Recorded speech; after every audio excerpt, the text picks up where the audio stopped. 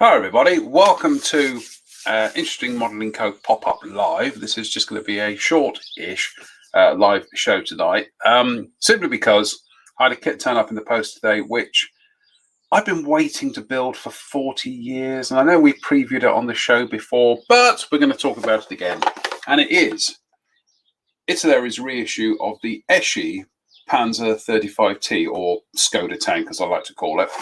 Now, my interest in this particular vehicle goes back a long way. Look, you can see 1978.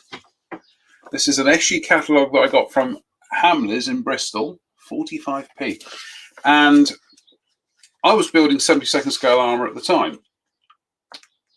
And I used to go through this catalogue and see things and kind of like mark in pencil the ones that I wanted or the ones that I already had. But there it is, there, under my finger, just there.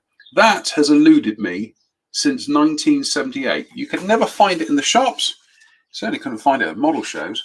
And it just seemed to be one of those kits where you began to think, you know, has the tooling broken or is it lost or whatnot? So to actually finally have one is tremendously exciting. So what we're going to do is we're going to have a quick look at the kit and kind of go through the features in it. So if I just swap the old cameras over, there we go.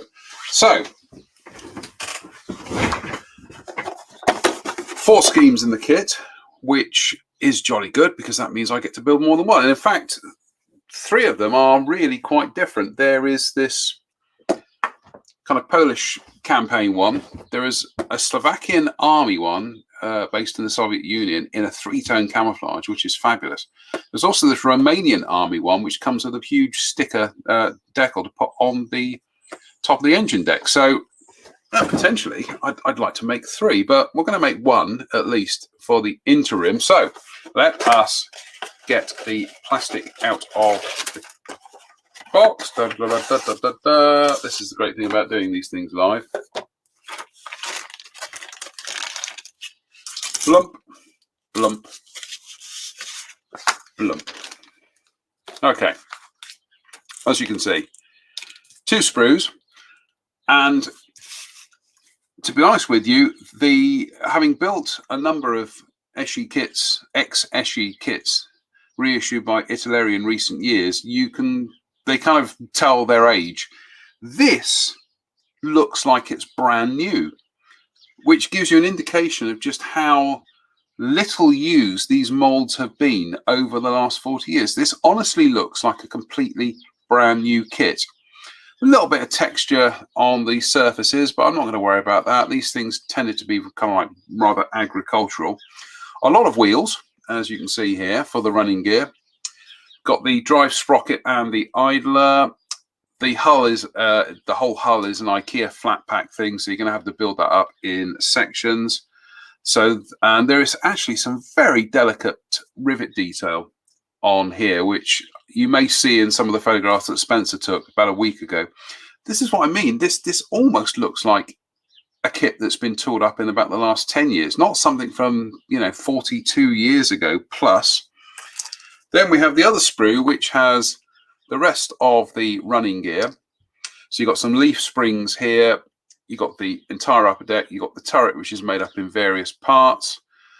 No flash that I can see whatsoever. Just a little bit of burring in places, but you get that on modern kits. About the only thing that really does sell the age of this kit is the rather blobby figure we've got here by my thumb. But it's got separate arms, which is a rather nice touch. Again, just really quite impressed how delicate and how refined this is. But as I say, this is not in production, not been in production for nearly 40 years now.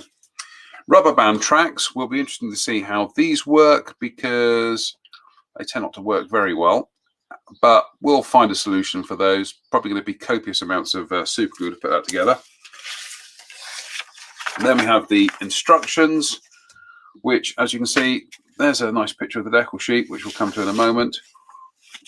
As I say, everything's put together. It's all flat pack IKEA. And the running gear. Yes, that the running gear is actually a kit in itself. What is that? 1, 2, 3, 4, 5, 6, 7, 8, 9, 10, 11, 12, 13 parts per bogey, and there are 4 bogies in the kit. It looks like the tracks are made of a material that you can use super glue together, which is jolly good. Turret assembly. Then we come to the 4 schemes, which we've seen on the back there, of which, you know, frankly, want to build that one, want to build that one, want to build that. I want to build all 3. And as you can see, this one has this large Romanian flag on the upper engine deck. So that's a really nice scheme, actually. Yeah, as a kid, I would have been sat here going, "Oh, which one am I going to build? Which one am I going to build?" As an adult now, I do slightly have the luxury of saying, build all 3, or build 2, certainly. Also, and this is a rather nice fanboy moment for me, because these don't tend to survive these days in terms of tooling, but on the hull, on the underside of the hull, I don't know if the camera is picking that up. Can you see that? ESCI. Made in Italy. Oh, I can tell you, when I opened this box today and saw that the ESCI flag was still intact on there, a big silly grin on my face. So it's back. Hurrah! ESCI's little Panzer 35T Skoda tank, call it what you will. I really can't wait to start cracking on with this, because, as I say, this has been something I've wanted to build since I saw it in that Hamleys catalogue back in 1978.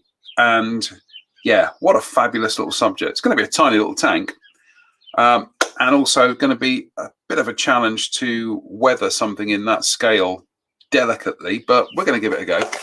But yeah, fabulous, absolutely fabulous. And I had to share that because, as I say, I'm 53 going on 54, and I'm as excited to see that now as I would have been when I was 12.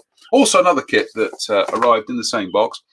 I've heard very good things about Italeri's Italian aircraft, especially the Macchi 202 Folgore.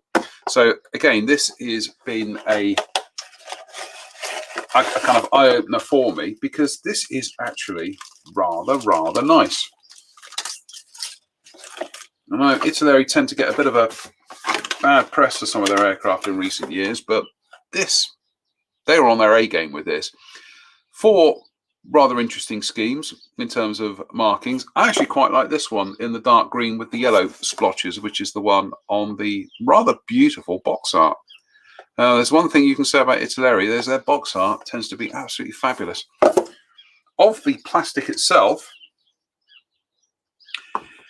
it's the best way of describing it, it's almost Hasegawa-esque.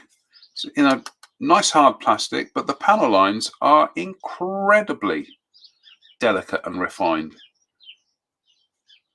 Were I to be shown this in a kind of like a blind test, I wouldn't have thought this was Italeri. It does look rather nice. Simple, but I don't mind that at this scale. And yeah, the fuselage there, that is really delicate. And it's a mix of, there are some recessed lines, and I think there are some raised lines. I'm sure I saw some raised lines on there, but everything's mostly recessed. Yeah, to put this together, you know, a couple of evenings, if that, in terms of construction. But it does look fabulous. It really does.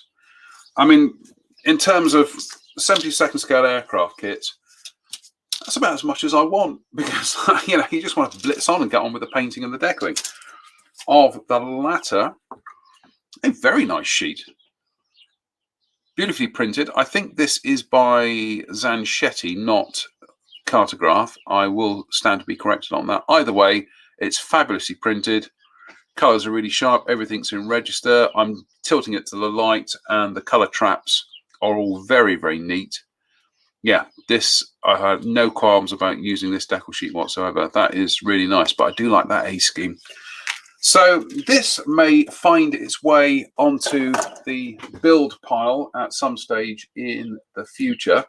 So, as I say, this is only going to be a very short pop-up live tonight, just to talk about this, these kits, but especially that Panzer 35. Absolutely fabulous. What can I say? 42 years I've waited to build that, and it's back. And you know, as I say, it's been a mystery why it's disappeared for so long. Whether the tooling had gone AWOL, or it was just one of those things that they never got around to reissuing in the ESCI range. And you know, and since ESCI's demise, what, 20 plus years ago, it's taken that long for Italeri to consider it for a reissue. But either way, I'm really glad they have. So that's it for now. Really, that's the very, very short pop-up live. We'll be back on Wednesday with Mr. Pollard, and we'll be talking about some. We'll actually do a kind of like a news roundup because we ran out of time on Sunday. So that's it for now. Stay safe, stay out of trouble, and we'll see you Wednesday. So cheery bye.